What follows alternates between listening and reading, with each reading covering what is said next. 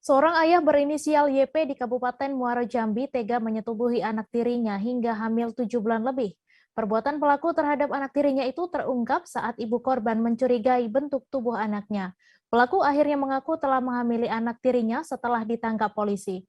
Untuk mengetahui info lebih detailnya, sudah bergabung bersama kami rekan Hasbi Sabirin, wartawan Tribun Jambi yang akan menyampaikan laporannya. Halo Hasbi. Halo, selamat sore rekan Mei. Selamat sore, silakan dengan informasi Anda bagaimana awalnya seorang ayah ini terungkap menyetubuhi anak tirinya hingga hamil 7 bulan. Ya, baik rekan Mei. Perlu saya informasikan terawal terungkapnya seorang ayah di Kabupaten Muaro Jambi yang melakukan aksi bejatnya yaitu menghamili terhadap anak tirinya itu pada bulan November lalu. Ibu dari korban itu mencurigai terhadap bentuk dari tubuh anaknya, sehingga ibu itu merasa curiga. Akhirnya ibu korban membujuk korban untuk diceritakan apa yang terjadi terhadap si korban.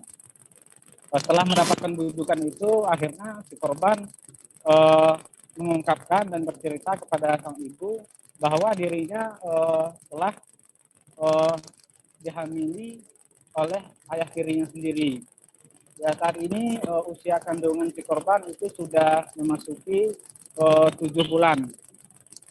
Ya, tidak sampai di situ, setelah ibu korban mengetahui anaknya itu dihamili oleh suaminya si ibu itu, kemudian ibu korban membuat laporan di Polsek Kumpe Ulu, Kabupaten Muaro Jambi.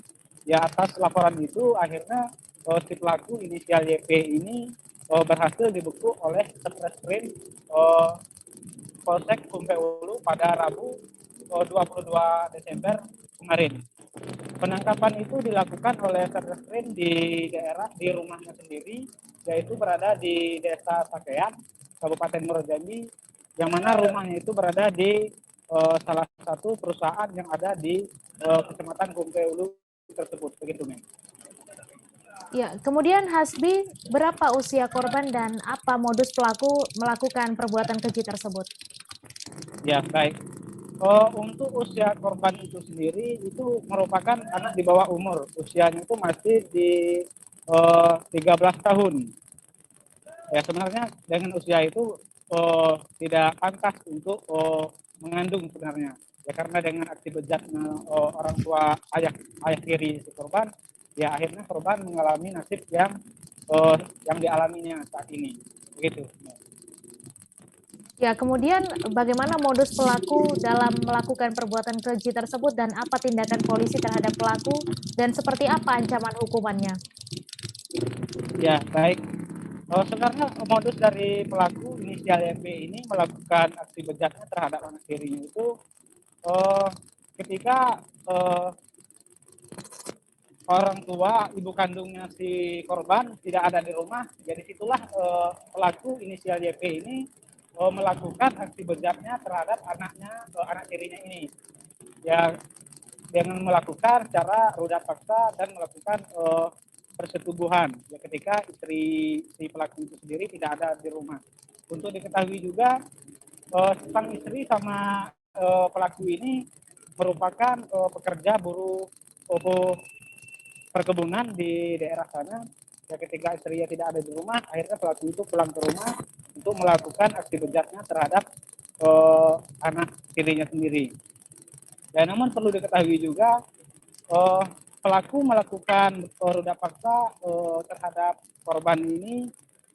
Setiap kali melakukan aksi bejatnya itu pelaku selalu mengeluarkan ancaman kepada si korban. Ya akhirnya korban itu tidak bisa berbuat apa-apa ya hingga pasrah, hingga korban mengalami hamil 7 bulan.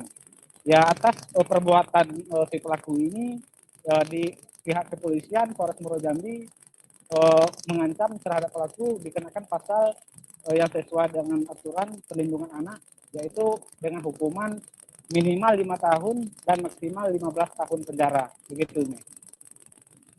Baik, terima kasih Hasbi atas laporan Anda dan Tribuners. Wartawan kami juga telah menghimpun wawancara dengan Kanit Reskrim Polsek Kumpe Ulu. Berikut tayangannya untuk Anda.